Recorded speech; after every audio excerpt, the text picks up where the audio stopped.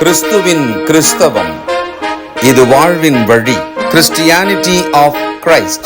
This is the way of life. பரிசுத்த ஆண்டவர் இயேசு கிறிஸ்துவின் இனிய நாமத்திலே உங்களுக்கு வாழ்த்துக்கள். தேவனுடைய கிருபையும் சமாதானமும் நம் அனைவரோடும் கூட இருப்பதாக. தேவன் மனுஷனை படைத்ததோட நோக்கம் நாம் எப்படி புரிந்து கொள்கிறோம், உலகத்தில் மக்கள் என்ன நினைக்கிறார்கள், அதையெல்லாம் தாண்டி ஒரு சத்தியம் இருக்கிறது. தான் உண்டாக்கின மனுஷர் எல்லாரும் தன்னுடைய சொந்த மகனும் மகளுமாக இருக்க வேண்டும். Sons and daughters. அவர்கள் எல்லாரும் தன்னை சேவிக்க வேண்டும் அல்லது தொழுது கொள்ள வேண்டும். இது தேவனுடைய விருப்பம். சர்வ வல்லமை உள்ள மகா பெரிய தேவனாகிய அவர் தம்மை தொழுது கொள்வதை மனுஷருக்கு சொல்லிக் கொடுத்தார். ஆரம்பத்திலிருந்து கொஞ்சம் கொஞ்சமாக சின்ன சின்ன விஷயங்களாக செய்ய சொல்லி இன்றைக்கு ஒரு முழு வடிவத்துக்கு தேவனை தொழுது கொள்ளும் விதம் வந்திருக்கிறது. காயின் ஆபேல் இருந்த பொழுது பலி செலுத்தினார்கள்.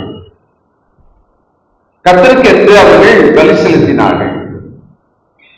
நோவாவின் காலத்துக்கு பிறகு நீங்கள் வசனத்தை வாசித்தால் பலிபீடம் கட்டி பலி செலுத்தினார்கள். அப்படியே தொடரும். தேவனை தொழுது கொள்ளும்படியாக அவர்கள் இருதயமானது அவர்களுக்குள்ளிருந்து ஏவப்பட்டது. அந்த சுபாவத்தை தேவன் ஒவ்வொரு மனிதனுக்குள்ளும் கொடுத்திருக்கிறார். அதனால்தான் மதங்கள் தங்கள் கடவுளை வணங்குவதற்கு நம்மை விட ரொம்ப தீவிரமாக இருக்கிறார்கள். காடு மலையெல்லாம் ஏறுகிறார்கள், உடலையெல்லாம் வருத்திக் கொள்ளுகிறார்கள், தங்களுடையதையெல்லாம் கொடுக்கிறார்கள். தன்னை விட தான் வணங்கும் கடவுளை மிக பெரிதாக செய்ய வேண்டும் என்று கோபுரங்களை எல்லாம் கட்டுகிறார்கள். மனுஷனோட இயல்பிலேயே அவன் தன் மீது மேலாக இருக்கிற தேவனை தொழுது கொள்ள வேண்டும், அதனால் அவர் தன்னை ஆசீர்வதிக்க வேண்டும் என்ற ஒரு இயல்பு மனுஷனுக்குள் இருக்கிறது. நாம் தேவனுடைய பிள்ளைகள் ஆகும்போது நமக்கு தேவனை தொழுது கொள்வதை பற்றி போதிக்கப்படுகிறது. We have been taught to worship God. தேவனை தொழுது கொள்ள வருகிற நாம் எவ்விதமாக வர வேண்டும், அதை எப்படி செய்ய வேண்டும், அதனால் என்ன பிரயோஜனம், இதெல்லாம் தேவன் நமக்கு சொல்லிக் கொடுக்கிறார். நமக்கு ஒரு பிரச்சனை இருக்கிறது. தொடர்ந்து ஒன்றை செய்தால் அதில் நம்முடைய உற்சாகத்தை இழப்போம், அதில் கவனத்தை இழப்போம்.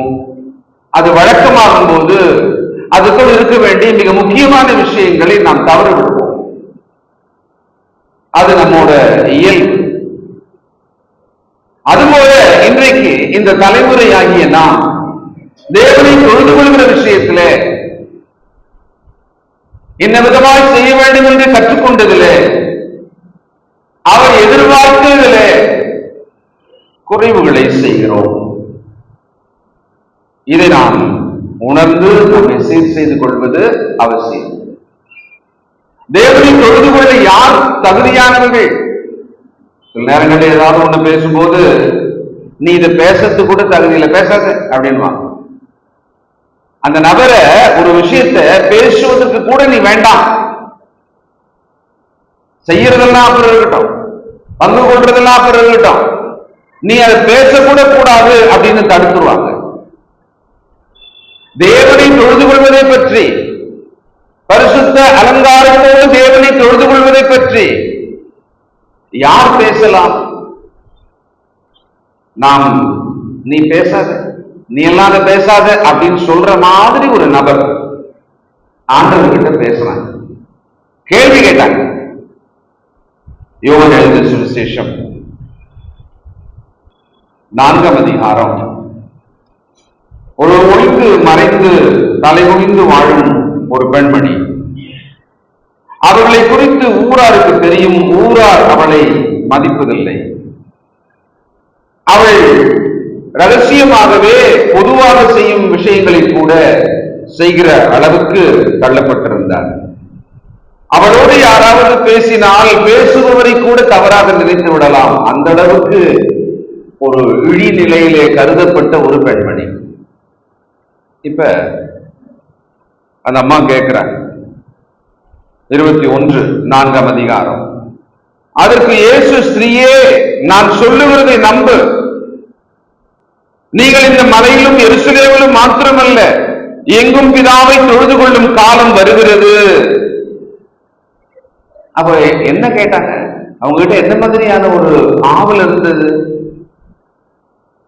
பாருங்க. எங்கள் பிதாக்கள் இந்த மலையிலே தொழுது கொண்டு வந்த, ஒரு மலையை காட்டுகிறாங்க, இந்த மலையிலே தொழுது கொண்டு வந்தார்கள். நீங்கள் எருசலேமில் இருக்கிற ஸ்தலத்திலே, அங்க தேவாலயம் இருக்கு, அந்த ஸ்தலத்திலே நீங்கள் பிதாவை தொழுது கொள்ளும் ஒரு பழக்கத்தில் இருக்கீங்களே, அப்படி தொழுது கொள்ள வேண்டும் என்று சொல்றீங்களே அப்படின்னு கேட்ட உடனே, இல்லம்மா, எங்கும் இருந்த மனிதர்கள் எல்லாரும் தேவனை அவர்கள் இடத்திலிருந்து தேவனை தொழுது கொள்ளலாம், அப்படி ஒரு காலம் வருகிறது. நீ இந்த விஷயத்தை நீ ஏமா பேசுற? உனக்கு எதுக்கு என்ன சம்பந்தம்? அப்படி சொல்லலாம். சிலருக்கு நான் பதில் சொல்ல மாட்டோம். காரணம், அதை அவர்கள் கேட்க வேண்டிய அவசியம் இல்லைன்னு நமக்கு நல்லாவே தெரியும். அப்ப நாம் பதில் சொல்ல மாட்டோம். ஆனால் இந்த பெண்மணிக்கு என் நிமித்தம் உங்கள் நிமித்தம் பதில் சொன்னார்.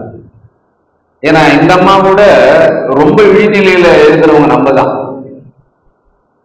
இவங்களாவது கொஞ்சம் பரவாயில்ல, ஓரளவுக்கு தேர்ந்தெடுக்கப்பட்ட அந்த இனத்திலிருந்து ஒரு காலகட்டத்தில் பிரிந்தவர்கள், அவ்வளவுதான் அந்த சமாரியர்கள். ஆனா இவங்க மனசுக்குள்ள கூட மேசியா வருவார் என்ற எண்ணம் இருந்தது. நாம் தேவனற்றவர்கள், முற்றிலும் தேவனற்றவர்கள். நாம் விக்கிரகங்களை ஆறு கழுவி தொழுது கொண்டவர்கள். நாம் நம்முடைய ஒரு தலைமுறை தாண்டி பார்த்தால் போதும், விக்கிரக ஆராதனையை ருசித்து புசித்து செய்தவர்கள். ஆனால் இன்றைக்கு எவ்வளவு அழகாக தேவ சமூகத்தில் வந்து குமாரரும் குமார்த்திகளுமாக தேவனை தொழுது கொள்ளும் ஒரு பாக்கியத்தை பெற்றிருக்கிறோம். நாம் தேவனை எப்படி தொழுது கொள்கிறோம்? பரிசுத்த அலங்காரனுடனே, with the beauty of holiness, a beauty of holiness. அப்படிதான் வேதம் சொல்லுகிறது. கர்த்தரை பரிசுத்த அலங்காரத்துடனே தொழுது கொள்ளுங்கள். பழைய ஏற்பாட்டு காலத்திலிருந்து தேவன் தன் ஜனத்துக்கு சொல்லிக் கொடுக்கிறார். இந்த தேவனை தொழுது கொள்ள உங்கள் மனம் எவ்விதமான ஆயத்தத்தில் இருந்தது? தேவனை தொழுது கொள்வதை பற்றிய ஜாக்கிரதை எவ்வளவு இருக்கிறது? தேவனை தொழுது கொள்வதிலே உங்களை ஒப்புக் கொடுத்தல் எப்படி இருக்கிறது? வழக்கமாக செய்யும் பொழுது அதில் நம் மனதை பொருத்தாமல் கூட செய்யலாம். வேலைக்கு போறவங்க வண்டி எடுத்தாங்கன்னா அந்த வண்டியே அவங்களை அப்படியே கொண்டு போய் பிரிட்ஜ் ஏறி இறங்கி ஐசிஎஃப் கேட்ல நிறுத்திடும். ஏன்னா அந்த வண்டியிலே 25 வருஷமா போயிடுகிறாரு. அந்த வண்டிக்கே தெரியும், டயருக்கே தெரியும், அது அப்படியே கொண்டு போயிடும். ஆனா அன்னைக்கு லீவு, அவரு வேற பக்கம் போக வேண்டியது. அவர் பழக்கமா போறாரு பார்த்தீங்களா, அதனால வண்டியே போற மாதிரி போயிடும். அது மாதிரி நாம் தேவனை தொழுது கொள்கிற விஷயத்துல பழக்கம், இதெல்லாம் பழக்கம். அதனால ஒரு டிஃபால்ட்டா அப்படின்னு சொல்லுவாங்க இல்லையா, அது அப்படியே தானா நடந்துரும்ன்ற மாதிரி நான் வந்து அமர்ந்து பார்த்து விட்டு பார்வையாளராக பங்கு கொள்வதாக பலியாக ஒப்பு கொடுத்து, ஜீவ பலியாக ஒப்பு கொடுத்து, புத்தியுள்ள ஆராதனை செய்யும்படியாக நாம் அப்படிதான் தேவனை தொழுது கொள்கிறோமா? அவர்கள் நம்மை பற்றி சிந்திப்போம். நாம் இந்த உடலோடு வருகிறோம், இந்த உடலை கொண்டு தேவனை தொழுது கொள்ள வருகிறோம். ஆனா அந்த காலத்துல எல்லாம் அப்படி வருகிற ஒரு மனிதன் கூட ஒண்ணு கூட்டிட்டு வருவான், இழுத்துன்னு வருவான். ஒரு பலி, ஒரு மிருக பலியை கொண்டு வருவான். அது ரத்தம் சிந்த பிறகு தனக்கு ஒரு தற்காலிக பாவ மன்னிப்பை அவன் வேண்டி நிற்பான். இன்றைக்கு நம்முடைய உடலோடு உயிரோடு முழு ஆத்மாவோடு வந்து தேவனை தொழுது கொள்ள வேண்டும் என்கிற ரொம்ப லேசான பிரமாணம் தான், வெரி லைட் லா. இதை நாம் தேவனுக்கு பிரியமாக எப்படி செய்கிறோம்? பவுல் சொல்றாரு பிலிப்பியர் 1:20, நான் ஒன்றிலும் வெட்கப்பட்டு போகாமல் எப்பொழுதும் போல இப்பொழுதும் மிகுந்த தைரியத்தோட ஜீவனால் ஆகிலும் சாவினால் ஆகிலும் கிறிஸ்து என் சரீரத்தினாலே மகிமைப்படுவார் என்று எனக்கு உண்டாயிருக்கிற வாஞ்சிக்கும் நம்பிக்கைக்கும் தக்கதாய் அப்படி முடியும். கிறிஸ்து எனக்கு ஜீவன், சாவு எனக்கு ஆதாயம். அவர் கர்த்தருடைய ஊழியத்தை செய்கிறார், அதுக்கு நெருக்கடி வருகிறது, தடை வருகிறது, இவருக்கு துன்பம் வரணும்னே சதி செய்கிறார்கள், இப்படி எல்லாம் நடந்துட்டே இருக்கு. அவர் சொல்றாரு அதெல்லாம் பிரச்சனை கிடையாது, ஜீவனால் ஆகிலும் சாவினால் ஆகிலும் என் சரீரத்தின் வழியாக நான் தேவனை மகிமைப்படுத்த, கிறிஸ்துவை மகிமைப்படுத்த வேண்டும். இதுதான் என்னோட நோக்கம். ரோமர் 12:1 சொல்றாரு, இந்த பிரபஞ்சத்துக்கு ஒத்த வேஷம் தெரியாமல், இந்த பிரபஞ்சத்துக்கு ஒத்த வேஷம் வேண்டாம், உங்களை முழுமையாக உயிரோடு ஒரு பலியாக ஒப்புக் கொடுங்கள், இதுவே நீங்கள் செய்யத்தக்க புத்தியுள்ள ஆராதனை. தேவனை தொழுது கொள்ள நாம் வழக்கமாக வந்துவிட்டோம், வழக்கமாக சிலவற்றை செய்வோம். ஆனால் அதுல தேவன் எதிர்பார்த்தது, அந்த பெண்ணிடத்துல ஒண்ணு சொன்னார், 4ஆம் அதிகாரம் யோவான், இது ரொம்ப பிடிக்குமா, இது தேவனுக்கு இப்படிதான் பிடிக்கும் அப்படின்னு ஒண்ணு சொன்னார் பாருங்க. நமக்காக இது சொல்லப்பட்டது 19. அப்பொழுது இயேசு அவர்களை நோக்கி 23 உண்மையாய் தொழுது கொள்ளுகிறவர்கள் பிதாவை ஆவியோடும் உண்மையோடும் தொழுது கொள்ளும் காலம் வரும், அது இப்பொழுதே வந்திருக்கிறது. தம்மை தொழுது கொள்ளுகிறவர்கள் இப்படிப்பட்டவர்களாய் இருக்கும்படி பிதாவானவர் விரும்புகிறார். தேவன் ஆவியா இருக்கிறார், அவரை தொழுது கொள்ளுகிறவர்கள் ஆவியோடும் உண்மையோடும் அவரை தொழுது கொள்ள வேண்டும். இப்படிப்பட்டவர்களாய் இருக்க இப்படிப்பட்டவைகளை செய்யுங்கள். ஆனா இங்க சொன்னது இப்படிப்பட்டவர்களாய் இருக்க, நம்ம தான் முதன்மைப்படுத்தி சொல்றார். நாம் செய்கிறதை அல்ல, நம்மை முதன்மை முக்கியப்படுத்தி சொல்லுகிறார். The worshipper, நான் என்ன செய்ய வேண்டும் என்று சொல்றார், என்னை முழுமையாக உண்மையாக தேவனை தொழுது கொள்ள வேண்டும். கிறிஸ்துவுக்குள் ஞானஸ்நானம் பெற்ற பிறகு நமக்குள் ஒரு பயபக்தி, தேவனை தொழுது கொள்வதை பற்றிய ஒரு கவனம், ஜாக்கிரதை நன்றாக இருக்கும், எல்லாருக்குமே இருக்கும். ஆனால் போக போக நாட்கள் செல்ல செல்ல, ஆண்டுகள் செல்ல செல்ல வசனத்தின் அறிவும் வளர்ந்திருக்கும். ஆனால் சட்டம் தெரிந்த ஒரு மனிதன், அந்த சட்டத்தின் பழக்கம் பல ஆண்டுகள் அவனுக்கு இருக்கும் பொழுது, அவன் அந்த சட்டத்தில் இருக்கிற மாற்று வழிகளை எல்லாம் தெரிந்து தேர்ந்தவனாகி விடுவான். ஒரு குற்றம், அதற்கான தண்டனையும் தெரியும், அந்த குற்றம் தண்டனை இல்லாமல் எப்படி செய்யலாம் என்பதும் கற்றுக்கொண்டிருப்பான். அதுபோல நாம் தேவனை தொழுது கொள்கிற விஷயத்துல என்ன நிலைமைக்குள் இப்பொழுது இருக்கிறோம்? What is our condition when we come and worship God? நம்ம எப்படி இருக்கிறோம்?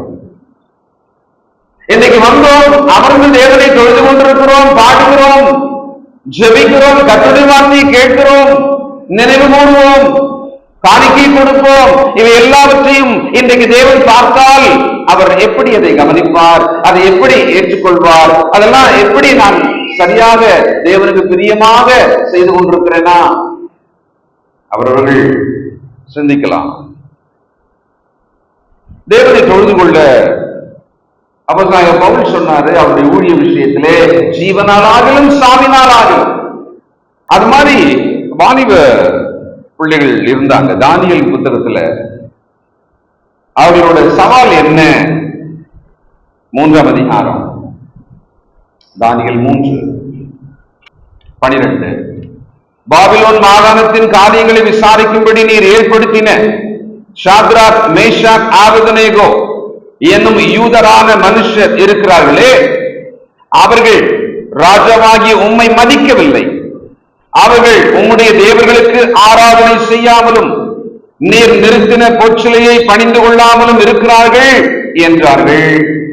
தெரியும் நமக்கு. உடனே பிடித்தார்கள், அவர்களை தண்டனை களத்துக்கு கொண்டு வந்தார்கள். 1 மடங்கு என்றிருந்த சூளையை 7 மடங்கு ஆக்கினார்கள். ராஜாவை நேரடியாக பேசினார். அப்பொழுது அவர்கள் சொன்னார்கள், 14, சாத்ராக், மேஷாக், ஆபேத்நேகோ என்பவர்கள் ராஜாவை நோக்கி, நேபுகாத்நேச்சாரே, இந்த காரியத்தை குறித்து உமக்கு உத்தரவு சொல்ல எங்களுக்கு அவசியம் இல்லை. எப்படி கன்சிடர் பண்ணிட்டா பாருங்க. இதுக்கு பதில் சொல்றதுக்கே ஒத்து கிடையாது, உனக்கு அவசியம் இல்லை. பாருங்க, அந்த வாலிபர்களுக்குள்ள இருந்த வைராக்கியம். இன்னும் கொஞ்ச நேரத்திலே சாம்பலாக போகிறார்கள், அது தெரியும். They are going to be consumed in the furnace. அது அவங்களுக்கு நல்லா தெரியும். அவங்க அரசாங்கத்தில் உத்தியோகத்தில் இருக்காங்க, இந்த மாதிரி பார்த்திருப்பாங்க. நாம் தேவனை தொழுது கொள்வதற்காக வந்து அவரை தொழுது கொள்ளும் விஷயத்துல 7 மடங்கு சூளையே அந்த வாலிபர்களை தடை செய்யவில்லை என்று சொன்னால், என்னை புல் தடுக்கிறது. ஒரு சாதாரண புல் என்னை தடுக்குது, சின்ன மழை துளி என்னை தடுக்குது, என் மனதின் எண்ணம் என்னை தடுக்குது, வரும் ஒரு விருந்தாளி என்னை தடுக்கிறார், ஒரு நிகழ்ச்சி என்னை தடுக்கிறது, என் கவலை என்னை தடுக்கிறது. இப்படி அந்த 3 பிள்ளைகளையும் அவருடைய சவால் எதனால வந்தது, எதை ஒட்டி வந்தது? அவர்கள் ஜீவனுள்ள தேவனை ஆராதனை செய்யாமல் பொற்சிலையை தொழுது ஆராதனை செய்ய வேண்டும், வணங்க வேண்டும். அதுதான் பிரச்சனை.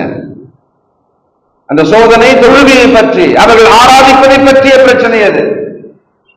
இன்றைக்கெல்லாம் நாம் தேவனை தொழுது கொள்கிற விஷயத்துல இவ்வளவு வைராக்கியம் இருக்கிறதா? அவர்கள் 7 மடங்கு சூடாக்கப்பட்ட அந்த சூளைக்கு முன்னால அந்த ராஜாவுக்கல்ல நமக்காக ஒரு அறிக்கை செய்தார்கள். பாருங்க, 17, நாங்கள் ஆராதிக்கிற எங்கள் தேவன் எங்களை தப்புவிக்க வல்லவராயிருக்கிறார். அவர் எரிகிற அக்னி சூளைக்கும் ராஜாவாகிய உம்முடைய கைக்கும் நீங்களாக்கி விடுவிப்பார். விடுவிக்காமல் போனாலும் அப்படின்னா சந்தேக வார்த்தை அல்ல. தேவ சித்தத்துக்கு அங்க தங்களை கமிட் பண்றாங்க. அவரோட பிளான் எங்களை விடுவிக்க கூடாதுன்னு கூட இருக்கலாம், அவ்வளவுதான். அப்படி விடுவிக்காமல் போனாலும் உம்முடைய தேவர்களுக்கு ஆராதனை செய்வதும் இல்லை, நீ நிறுத்தின பொற்சிலையை பணிந்து கொள்வதும் இல்லை என்கிறது ராஜாவாகி உமக்கு தெரிந்திருக்க கடவது என்றார்கள். தெரிஞ்சுக்கங்க, சொன்ன பதில் எனக்கு ரொம்ப ஆச்சரியமா இருக்கு. சவாலா சொல்றாங்க, நோட் பண்ணிக்கங்க. ராஜா எங்கள் தேவர்களை தப்புவிப்பார், அவர் எங்களை விடுவிப்பார். அப்படி அவரோட பிளான் எங்களை விடுவிக்காமல் போனாலும் நாங்கள் நீர் சொன்னதை ஆராதிக்க மாட்டோம் என்று சொன்னாங்க. சமீபத்தில் இதைதான் சொல்லுகிறேன். நாம் வழக்கமாக செய்யும் ஒரு விஷயம், அதை சரியாக செய்தால் நாம் மிகப்பெரிய ஆசீர்வாதம் பெறலாம். அதில் ஒன்று தேவனை தொழுது கொள்வது. வழக்கமா செஞ்சிட்டே இருக்கோம். ஆனா இந்த தேவனை தொழுது கொண்ட ஒரு விஷயத்தை சரியா செய்தா, அது சரியா என்ன அர்த்தம்? நான் பார்க்கறதுக்கு அல்ல, மற்றவங்க பார்க்கறதுக்கு அல்ல. எனக்கு இப்படி பிரியமா இருக்கும்னு தேவன் சொன்னார் இல்ல, அவருக்கு அவருடைய பார்வையில் எது நன்மை, எது பிரியம், எது சித்தம் என்று பகுத்தறிந்து மறுரூபமாகிற ஒரு மனிதனாக நான் அவரை தொழுது கொள்ள வேண்டும். எகிப்திலிருந்து ஜனங்களை வரவழைக்கணும், அந்த பார்வோன் அவங்களை விடுதலை செய்யணும். இஸ்ரவேல் என்கிற தேசம் அந்த எகிப்து தேசத்துக்கு உள்ள இருக்கிறது. அந்த ஒரு தேசத்தையே, குட்டி தேசத்தையே வெளியில கொண்டு வரணும். என்ன ரீசன் சொன்னார் பாருங்களேன்.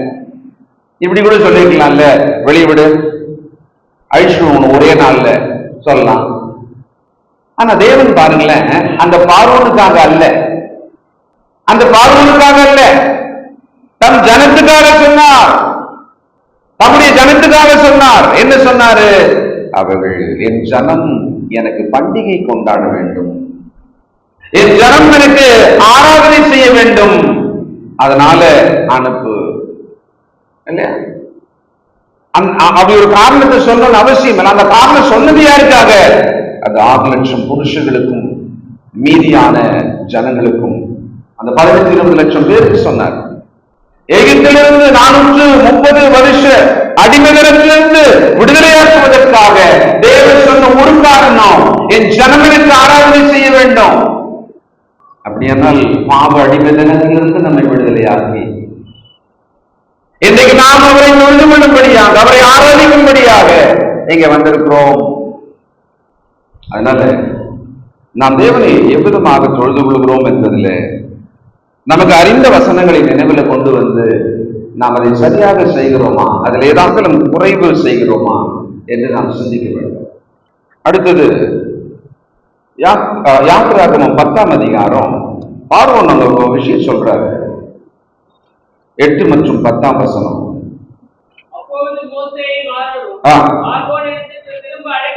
திரும்ப அழைக்கப்பட்டார்கள்.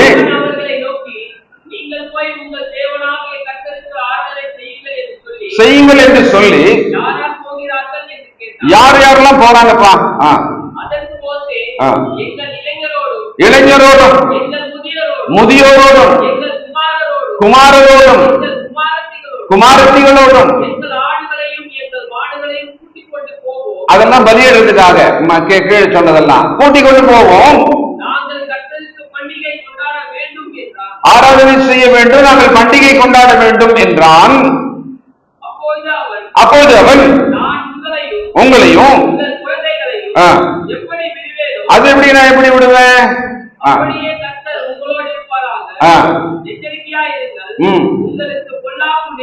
நேரிடும்.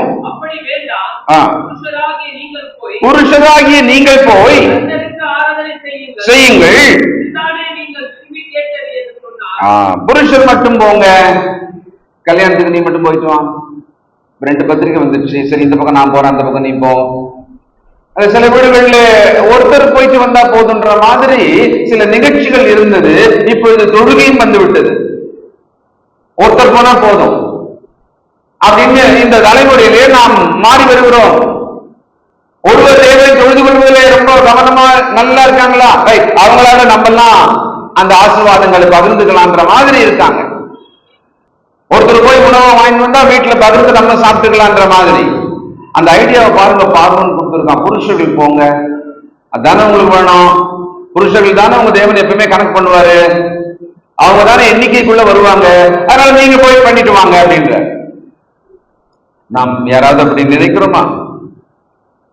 சரி, இப்ப தேவன் தொழுது கொண்டு வரும் பொழுது சில விஷயங்கள் நாம் செய்கிறோம், அதில் கொஞ்சம் நம்மளை சரி பண்ணி அதை ரொம்ப சரியா தேவன் எதிர்பார்க்கிற மாதிரி செய்வதற்கு நாம் ஒப்புக் கொடுக்க வேண்டும். அது என்ன? முதலாவது தேவனை மகிமைப்படுத்துவது, to glorify God. தேவனை மகிமைப்படுத்துவது. தேவனை தொழுது கொள்ள வருகிறோம் அப்படின்னு சொன்னாலே அவரை கனப்படுத்துவது, அவரை மகிமைப்படுத்துவது, அவரை உயர்த்துவது, அதுதான் நோக்கம். அதுல சங்கீதம் 116:12 கர்த்தர் எல்லா உபகாரங்களுக்காகவும் நான் எண்ணத்தை செலுத்துவேன், ரட்சிப்பின் பாத்திரத்தை எடுத்துக்கொண்டு கர்த்தருடைய நாமத்தை நான் எண்ணத்தை செலுத்துவேன், நான் எண்ணத்தை செலுத்துவேன். என்ன மாதிரியான ஒரு மனசு பாருங்களேன். நான் கடவுளுக்கு நான் எண்ணத்தை கொடுப்பேன். இந்த வாரமெல்லாம் என்னை காத்தார், இந்த வாரமெல்லாம் என்னை வழி நடத்தினார். ஆபத்துக்கும் விபத்துகளுக்கும் மரண உபாதைகளுக்கும் வந்த நோய் நொடிகளுக்கும் தேவன் என்னை காப்பாற்றிக் கொண்டே வருகிறார். அதெல்லாம் நல்லா தெரியுது, உணர்வோம் என்று சொன்னால் அப்படி தேவனை தொழுது கொள்ள வரும் பொழுது நான் என்னத்தை கொடுப்பேன்? நான் நன்றி சொல்லும்படி, தேவனை நன்றி சொல்லும்படி நான் என்ன கொடுப்பேன்? அவர் கொடுத்த ரட்சிப்பின் பாத்திரத்தை கையில வச்சுக்கிட்டு நான் அவரை துதிப்பதை தவிர நான் வேற என்ன செய்ய முடியும்? தேவனை துதிக்கிறோம், தேவனை துதித்து பாடுகிறோம். அதுல நாம் எப்படி பாடுகிறோம்? நாம் வாயை திறந்து பாடினால் மனம் திறந்திருக்கிறதா? நாம் தேவனை துதித்து பாடும்பொழுது வார்த்தையின் அர்த்தம் தெரிகிறதா? அதை உணர்கிறோமா? அந்த வார்த்தைகளை எல்லாம் ஒரு துதி பலியாக, உதடுகளின் பலியாக நம்மால் செலுத்த முடிகிறதா? அப்படி ஒரு நினைவு, அப்படி ஒரு கவனம் நமக்கு இருக்கிறதா? உதடுகளின் கனியாகிய ஸ்தோத்திர பலியை தேவனுக்கு செலுத்துங்கள் தானே வாசிக்கிறோம். நாம் இசைந்து சேர்ந்து பாடணும், அது சரிதான். ஏன்னா நம்ம நிறைய பேர் இருக்கிறதுனால திடீர்னு ஒருத்தரும் ஒரு கோணத்துல போக முடியாது. பக்கம் பக்கத்துல என்ன பாடுறாங்க, வழிநடத்துறவங்க எப்படி பாடுறாங்கன்றத நம்ம கவனிச்சு பாடணும். அது ஒரு ஒழுக்கம். ஆனால் பாடும் பொழுது நான் பலி செலுத்துகிறேன், என்னையே பலி செலுத்துகிறேன். அதுல பார்த்தா என்ன பண்றேன்னா, என் உதடுகளின் கனியாகிய ஸ்தோத்திர பலி செலுத்துகிறேன். நமக்கு தெரியும், ஆனால் இதை கவனமாக செய்கிறோமா? இந்த வசனம் எபிரேயர் 13:15 எழுதிக்கங்க. தொழுகை செய்ய வரும் ஒவ்வொரு சந்தர்ப்பமும் தேவனை மகிமைப்படுத்துவதற்கு கிடைக்கிற சந்தர்ப்பங்கள். Every opportunity to worship God, it is an opportunity to honor God, to glorify God. தேவனை மகிமைப்படுத்துவதற்கான ஒரு சந்தர்ப்பம். முதல்வர் ஒரு கூட்டத்துக்கு வருகிறார். அவருக்கு ஒரு மாலையை போடுறதுக்கு எப்படி பாக்குறாங்க, பார்த்தா ஒரே ஒரு சின்ன பையன் இருக்கான். அவன் அப்படியே கூப்பிட்டு வாப்பா, இந்த மாலையை கையில வச்சுக்க, நம்ம சொல்லும் போது நேரம் போய் போடு அப்படின்னா அவன் எப்படி இருக்கும்ல, ரொம்ப பிளஸிங்கா இருக்கும், ரொம்ப சந்தோஷமா இருக்கும், ரொம்ப எக்ஸைட்டடா இருக்கும். அது மாதிரி தேவனை தொழுது கொள்ள வருகிறோம், அவரை துதிக்க வருகிறோம். நம் உதடுகளின் கனியாகிய ஸ்தோத்திர பலிகளை செலுத்தி அவரை மகிமைப்படுத்தணும். வந்துட்டோம்ல, உட்கார்ந்து தானே இருக்கோம், பாடுறோம் தானே, அதை தானே செஞ்சிட்டு இருக்கோம். அதை முழுமையாக செய்ய வேண்டும். இன்னைக்கு இருக்கிற தலைமுறையானது ரொம்ப கவனமே இல்லாத தலைமுறை. நம்ம கவனமே கிடையாது. இப்பெல்லாம் நீங்க யாருக்கையாவது ஒண்ணு சொன்னீங்கன்னாக்கா புரியல, சொல்லுங்க என்ன சார், 2-3 முறை சொல்ல வேண்டியதா இருக்கு. ஏன்னா அவங்க ஒரு தாட்ல ஒரு வேவ் லென்த்ல போயிட்டே இருக்கிறாங்க. அவங்க உள்ள நிறைஞ்ச விஷயங்களுக்கு உள்ள அவங்க நீச்சல் அடிச்சு போயிட்டே இருப்பாங்க. அதனால அருகிலிருந்து ஒரு சொல்லும் போது கூட அதை கேட்க கவனிக்க முடியாத மாதிரியே இருப்பாங்க. அப்படி ஒரு தலைமுறை தேவனை தொழுது கொள்ள வந்து அவரை துதித்து பாடும் பொழுது யாருடைய கவனம் எதில் இருக்கிறது, எப்படிப்பட்ட கவனம், எப்படிப்பட்ட அர்த்தம், எதை புரிந்து எப்படி பாடுகிறோம். அது பலியா பாடிட்டா என்ன, செய்யறோம், செய்யறது செய்யறோம், சரியா செஞ்சுட்டா என்ன, இவ்வளவுதான். புதுசா இதுக்காக பாருங்க இந்த 4 ஸ்டெப்பை விட்டீங்க, அப்படியே கிடையாது. செய்யணும், செஞ்சுட்டே இருக்கிறோம். அதை செய்யறது இந்த கவனம், இந்த ஜாக்கிரதையோடு செய்தால் என்ன, இவ்வளவுதான். நமக்கு தெரியும், நம்ம செய்தவர்கள் தான். சிலதை தவறி இருக்கலாம். 2வது ரொம்ப முக்கியமானது, பிரசங்கி 5ஆம் அதிகாரம் 1 வசனம். தேவ சமூகத்துக்கு வரும் பொழுது, நீ தேவாலயத்துக்கு போகும் பொழுது உன் நடையை காத்துக்கொள்.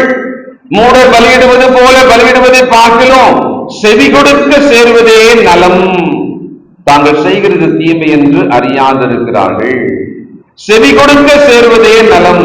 தேவாலயத்துக்கு போகும் பொழுது இன்னொரு முக்கியமான விஷயம் செய்யறோமா, டு லிசன். அங்கே கர்த்தர் எனக்கு என்ன சொல்லுவார், இன்றைக்கு தேவனை நான் தொழுது கொள்ள போகிறேன், அங்கே கடவுள் எனக்கு என்ன சொல்லுவார், நான் என்ன காதுல வாங்கணும், எதை நாம் கேட்கணும், அவர் எனக்காக என்ன சொல்ல போகிறார். தேவனை தொழுது கொள்ளுகிற ஒரு விஷயத்துல ஒரு பங்காளியாக இருக்கிறோம், நாமே அதற்குள் ஒரு பகுதியாக இருக்கிறோம். அதுல செய்யற ஒரு முக்கியமான வேலை டு லிசன், கவனிக்கும்படி, கவனித்து கேட்கும்படி இருக்கிறோமா. அதான் சொன்னேன், இந்த தலைமுறைக்கு கவனிக்கும் ஆற்றல் குறைஞ்சு போச்சு, ரொம்ப குறைஞ்சு போச்சு. கவன சிதறல் தான், டிஸ்ட்ராக்டட் மைண்ட் தான் இப்ப. அதனால ஒரு விஷயத்துல ஆழமாக ஒருவர் தன்னை ஒப்பு கொடுக்கவே முடியல, 4 விஷயத்துல கையை வச்சு சேர்க்கிறார். எதிலையுமே அவர்கள் தேர்வதில்லை. நமக்கான சரியாக செய்ய வேண்டிய அந்த ஒன்றில் கவனம் வைக்க முடியாமல் தடுமாறும் தலைமுறை நம்முடைய தலைமுறை. அதுக்கேற்ற மாதிரிதான் நம்முடைய வாழ்க்கை சூழ்நிலைகள் இருக்கிறது. ஆபகுக் 2ஆம் அதிகாரம் 20வது வசனம். ஆபகுக் 2:20. கர்த்தரோ என்றால் தமது பரிசுத்த ஆலயத்தில் இருக்கிறார், பூமியெல்லாம் அவருக்கு முன்பாக மௌனமாயிருக்க கடவுது. அப்படின்னு என்ன அர்த்தம்?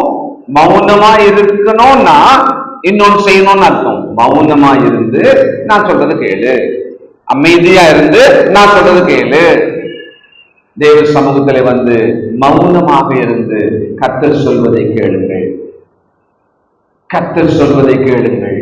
இன்றைக்கு கடவுள் எனக்கு என்ன சொல்ல போகிறார்? இந்த ஒரு வார வாழ்க்கையை வாழ்ந்த தொழுகைக்கு நடுவில் ஒரு 7 நாள் 6 நாள் நான் கடக்கிறேன். இப்பொழுது இன்னைக்கு அவர் எனக்கு என்ன சொல்லுவார்? என்னை சீர் செய்து கொள்ள, என்னை ஆசீர்வதிக்க அவர் எனக்கு என்ன சொல்லுவார்? எனக்கு சமாதானம் உண்டாக அவர் எனக்கு என்ன சொல்லுவார்? அப்படி ஆவலாக தாகத்தோடு இருந்தால் அந்த தாகம் தீர்க்கப்படும். நீதியின் மேலே பசி தாகமாயிருந்தால் அவர்கள் திருப்தி அடைவார்கள். நம்ம சில நேரங்கள் ஃபீல் பண்ணிருக்கல, இன்னைக்கு எனக்கே சொல்ற மாதிரி இருந்தது, கவலையா வந்தேன், ஆறுதல் படுத்தின மாதிரி இருந்தது, என் பாவத்தை சுட்டி காட்டின மாதிரி இருந்தது, என் சோர்வை நீக்கின மாதிரி இருந்தது. ஏன்னா அவன் ஆவலை கவனிச்சுட்டே இருக்கிறாங்க. They are listening carefully what the Lord is going to tell me. வந்துட்டோம், உட்கார்ந்து தானே இருக்கோம், கேட்டு தானே இருக்கோம். நம்முடைய செவியை கவனமாக, இருதயத்தை நேராக்கி கேட்கிறோமா? மௌனமா இருந்து கேளுங்கள். ஒரு சம்பவம் நெகேமியாவின் காலத்தில் நடந்தது. 8ஆம் அதிகாரம் வேதத்தை திருப்புங்கள். நெகேமியா 8ஆம் அதிகாரம் 1 முதல். ஜனங்கள் எல்லாரும் தண்ணீர் வாசலுக்கு முன்னால வீதியிலே ஒருமனப்பட்டு கூடி கர்த்தர் இஸ்ரவேலுக்கு கற்பித்த மோசேயின் நியாயப்பிரமாண புத்தகத்தை கொண்டு வர வேண்டும் என்று வேதபாரகனாகிய எஸ்றாவுக்கு சொன்னார்கள். அப்படியே 7ஆம் மாதம் 1ஆம் தேதியிலே ஆசாரியனாகிய எஸ்றா நியாயப்பிரமாணத்தை புருஷரும் ஸ்திரீகளும் கேட்டு அறியத்தக்க அனைவருமாகிய சபைக்கு முன்பாக கொண்டு வந்து, அதாவது கேட்டு புரிந்து கொள்ளக்கூடிய அந்த மக்கள் நிற்கிறாங்க, அவர்களுக்கு முன்பாக தண்ணீர் வாசலுக்கு முன்னாடி வீதிக்கு எதிரே இருந்து நல்ல கவனிங்க, காலமே தொடங்கி மத்தியானம் மட்டும் புருஷருக்கும் ஸ்திரீகளுக்கும் கேட்டு அறியத்தக்க மற்றவர்களுக்கும் முன்பாகவே காலமே தொடங்கி மதியம் வரைக்கும் வாசித்தான். என்ன ஒரு 3/4 மணி நேரம் பிரசங்கம் பண்ணும் போதே முடியும் நேரம் நம்ம உடம்புக்கே தெரியும். நேரம் முடிக்கணுமே, நம்ம உடம்புக்கே, நம்ம பாடிக்கே தெரியாது. ஏன்னா நம்ம பழகிட்டோம் இல்லையா? எனக்கும் தெரியும். நான் மவுண்ட்ல இருக்கும் பொழுது 1 மணி நேரம் பேசுவேன். 55 இருந்து 1 மணி நேரம் பேசுவேன் நான். இங்க வந்த பிறகு எனக்கு ஆரம்பத்துல கஷ்டமா இருந்தது, 45 மினிட்ஸ்ல முடிக்கணும்ன்றது. இங்க ஏன்னா அடுத்த இடம் போறதுனால எனக்கு ரொம்ப கஷ்டமா தான் இருக்கும். நான் அப்படியே கொஞ்சம் கொஞ்சமா தான் அப்படி குறைச்சிட்டே வந்தேன். அப்புறமா தான் பெருசா கொட்டை தெரிகிற மாதிரி ஒரு கடிகாரத்தை முன்னால வச்சு அப்பப்ப நான் அதை பார்ப்பேன். நீங்க உங்க வாட்சை பாக்குறதும் எனக்கு தெரியும், நான் அதை பாக்குறதும் உங்களுக்கு தெரியும். ஆனா இங்க பாருங்களேன், காலமே தொடங்கி மதியம் மட்டும். முதல்ல என்ன உண்டா கூட நான் அப்படி வாசிப்பேனான்னு தெரியல. அன்னைக்கு மைக் ஆம்பிளிஃபையர் கிடையாது, அவ்வளோ ஜனம் நிற்கும், முன்னால வாசிக்கணுமா. இப்பவே பாருங்க, நான் பேசி 30 நிமிஷம் தான் இருக்கும். காலமே தொடங்கி மதியம் மட்டும், இது கூட பெரிய விஷயம் இல்ல. ரிசல்ட் பாருங்க, படி, கவனிங்க, எல்லாரும் கவனிங்க. வேதபாரகனாகிய எஸ்றா அதற்கென்றே மனத்தால் செய்யப்பட்ட ஒரு பீடத்தின் மேல் நின்றான். இல்ல மத்தியானம் மட்டும் புருஷரும் ஸ்திரீகளும் கேட்டு அறியத்தக்க மற்றவர்களுக்கு முன்பாகவே வாசித்தான். அப்புறம் சகல ஜனங்களும் நியாயப்பிரமாண புஸ்தகத்துக்கு, அன்னைக்கு செல்போன் கிடையாது, அது வைப்ரேஷன்ல இருக்காது, அது டிங்னு சத்தம் கேட்காது இல்ல. இப்ப நீங்க போனே கையில வச்சுக்காம ஒரு முறை அப்படி வெளியே போயிட்டு வாங்கலேன், 4 முறை நீங்க தொடுவீங்க. வைப்ரேஷன் அடிக்கிற மாதிரியே இருக்கும், பேண்ட்ல சட்டையில டிங்னு கேட்கிற மாதிரியே இருக்கும். பாருங்களேன், பாருங்க எப்படி அது நம்ம உடம்பு நரம்பு உணர்வுகளுக்குள்ள வந்து கலந்து இருக்கு. வீட்டுல மறந்துதான் வச்சுட்டு நீங்க போயிருக்கீங்க போன. நீங்க ட்ரை பண்ணி பாருங்க, இன்னைக்கு உங்க போன அடிக்கிற மாதிரியே ஒரு தோணான உங்க போன் கையில் இருக்க. அப்படி பழக்கம். காலை முதல் மத்தியானம் மட்டும் வாசித்தானாம் ஒரு மனுஷன். அதை ஜனங்கள் எல்லாரும் எப்படி கேட்டாங்கன்னா கவனமாய் கேட்டார்கள். இந்த இடத்துக்கு நம்ம வரணும். கமிட் பண்ணா முடியும் நம்மளால. If you commit your self, அது அடுத்த பாயிண்ட் அதான் படிக்கிறோம். If you commit your self, நான் கவனிப்பேன், நான் கேட்பேன், கர்த்தர் எனக்கு சொல்லுவார், நான் இதை கேட்டுக்கொள்வேன், நான் கர்த்தருடைய வார்த்தையை கேட்பேன். ஆவலா மட்டும் கேட்டு பாருங்களேன். எனக்கெல்லாம் எந்த டேலண்ட்டும் கிடையாது, விளையாட்டு எதுவுமே கிடையாது. உன்னே இந்த கர்த்தருடைய வார்த்தை, அதை வாசிப்பது, கேட்பது, பேசுவது, இவ்வளவு மட்டும்தான் என்னுடைய மொத்த செயல்பாடுமே. கவனமாக கேளுங்கள். காலையிலிருந்து மத்தியானம் வரைக்கும் அப்படின்னா கவனமாக கேட்க முடியுது பாருங்களேன். நம்மெல்லாம் அவ்வளவு கவனம் இல்லாதவங்கிறதுனாலதான் இப்பெல்லாம் அட்வர்டைஸ்மெண்ட் நிமிஷத்துக்கு நிமிஷம் வருது. ஏன்னா நம்ம முழுசா கவனிக்க முடியாது நம்மளாலன்றதுனால. உலகம் எப்படி ஆயிடுச்சு பாருங்களேன், நமக்கு ஏற்ற மாதிரியே ஆயிடுச்சு பாருங்க. listen to listen, come to the presence of God. 6ஆம் வசனம், முக்கியமான வசனம் பாருங்க. அப்பொழுது எஸ்தரா மகத்துவமுள்ள தேவனாகிய கர்த்தரை ஸ்தோத்திரித்தான். ஜனங்கள் எல்லாரும் தங்கள் கைகளை குவித்து அதற்கு மறுமொழியாக ஆமேன் ஆமேன் என்று சொல்லி குனிந்து முகம் குப்புற விழுந்து கர்த்தரை பணிந்து கொண்டார்கள். ஜஸ்ட் மனசுல பிள்ளைங்க, தயவு செய்து வாலிப பிள்ளைங்க, உங்க மனசுல இப்படி ஒரு ஆக்ஷன் மனசுக்குள்ளையாவது நீங்க ட்ரை பண்ணுங்களேன். கர்த்தருடைய வார்த்தையை கேட்கும் போது அங்க இருக்கிற மாதிரி, அவங்க கேட்ட மாதிரி நான் கூட என்ன வச்சுக்க போறேன். ஜஸ்ட் ட்ரை பண்ணுங்க, சும்மாவது ட்ரை பண்ணுங்க. அந்த வசனம் முடிந்த பிறகு உங்கள் கைகளை உங்கள் மனதிலிருந்து தூக்கி, தேவனே உங்க நன்றி, இன்னைக்கு இந்த வார்த்தைகளை எனக்கு சொல்லியிருக்கீங்க, என்னை சந்திச்சிருக்கீங்க, என்னை உணர்த்தி இருக்கீங்க, இந்த பாயிண்ட் எனக்காக தான், இந்த வசனம் எனக்காக தான், இந்த வாக்கியம் எனக்காக தான். அப்படி மாத்திரம் ஒவ்வொரு தொழுகையில நாம அதை உள்ள வாங்கி அதை அக்செப்ட் பண்ணிட்டு அதை உணர்ந்துட்டு போனோம்னு வச்சுக்கோங்களேன், இந்த மறுரூபம் என்பது ரொம்ப அழகா வரும். அப்படி இல்லாததுனாலதான் ரொம்ப காலம் கர்த்தருடைய சமூகத்துக்கு தொழுது கொண்டவர்கள் கூட சில விஷயங்களிலே தங்களை மாற்றிக்கொள்ளவில்லை. ஏன்னா அது அவங்களுக்கு இல்லைன்னு அவங்க நினைச்சிருக்கிறாங்க. அது அவங்களுக்கு இல்லை, யாருக்கும் நினைச்சிட்டு அவங்க கேட்டுக்கிட்டே இருக்காங்க. தேவ சமூகத்திலே எனக்காக சொல்லப்படுவது. 3வது, தேவ சமூகத்துக்கு வரும் பொழுது நம்மை ஒப்பு கொடுக்க முன்னால், நம்மளை ஒப்பு கொடுக்கணும்னு வரும் பொழுது ஒரு கன்ஃபெஷனோட நம்மளை ஒப்பு கொடுக்கணும். கர்த்தரிடத்திலே நம்ம ஒப்பு கொடுக்கணும், ஆனா ஒரு கன்ஃபெஷனோட ஒப்பு கொடுக்கணும். அப்படித்தான் 2 பேர் வந்தாங்களாம், நமக்கு தெரியுமில்ல. ஒருத்தன் தன்னுடைய செயல்பாட்டை சொன்னான், பெருமையா சொன்னான், இதை பண்றேன் அதை பண்றேன் இதை பண்றேன், அவனை மாதிரிலாம் நான் பண்றது இல்லை அப்படின்னு சொன்னான். இன்னொருத்தன் மார்பில் அடித்துக்கொண்டு தலையை தூக்க முடியாம, பாவியா நீ என் மேல் இரக்கமாய், இவ்வளவுதான். அப்ப தேவ சமூகத்துக்கு தேவனை நோக்கி ஜெபம் பண்ணலான்னு சொன்னா இந்த ஒரு வரி போதும். தேவனே என் மேல் இரக்கமாய், இந்த ஒரு வரி போதும். சரி, அப்படி கேட்கிற அளவுல நான் இல்லை, யாராவது இருக்குமா இங்க?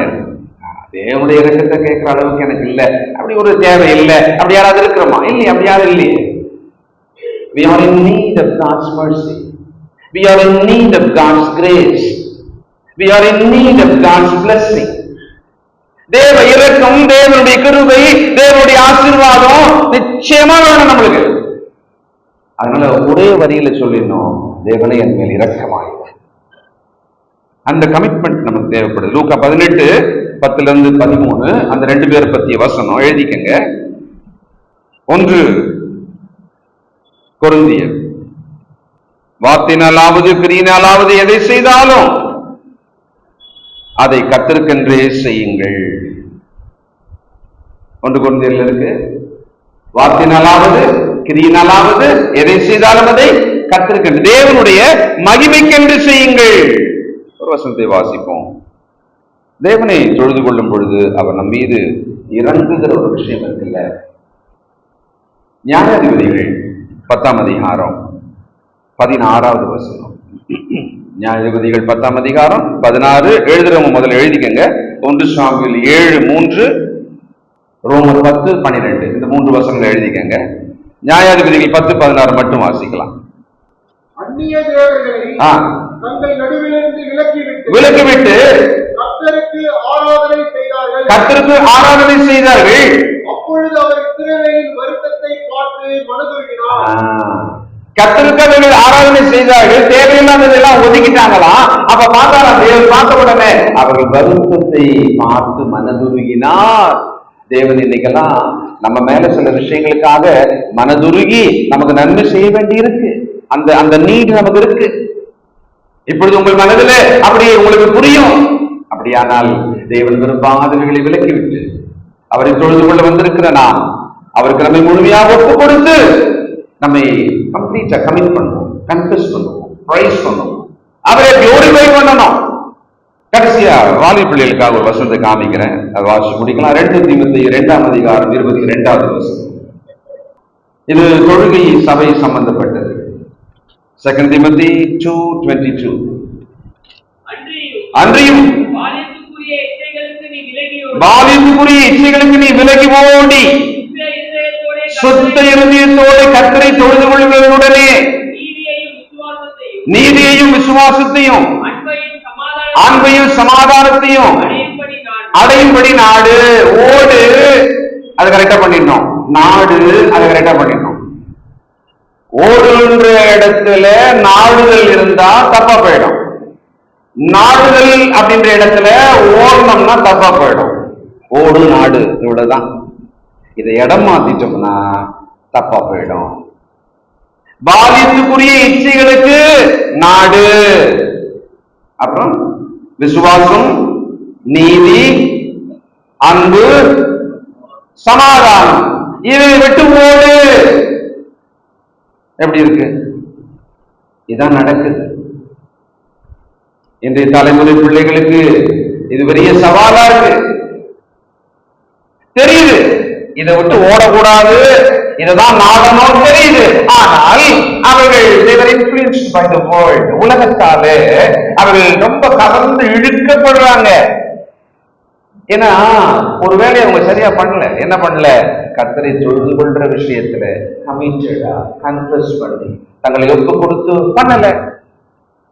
அப்போ அவங்களுக்குள்ள அந்த தேவனை தொழுது கொள்வதால் உண்டாகிற அந்த சமாதானம், அந்த பலம் இல்லை. அந்த நேபுகாத்நேச்சாரே நோட் பண்ணிக்க அப்படின்னு சொன்னாங்க பாருங்க 3 பிள்ளைங்க. அது மாதிரி பிள்ளைகளை நீங்க நோட் பண்ணிக்கங்க.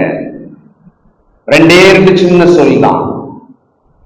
அந்த 2 இடத்தை மாற்றி விட்டா போதும், நம்முடைய மொத்த வாழ்க்கையும் மிக மோசமாக போய்விடும்.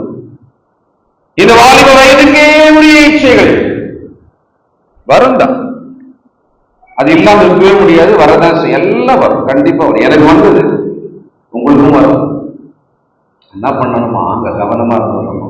நாம் விலையேறு பெற்ற ஆண்டவரின் ரத்தத்தால் கழுவப்பட்டவர்கள், பரிசுத்தவான்களும் நீதிமான்களாகும்படி அழைக்கப்பட்டவர்கள்.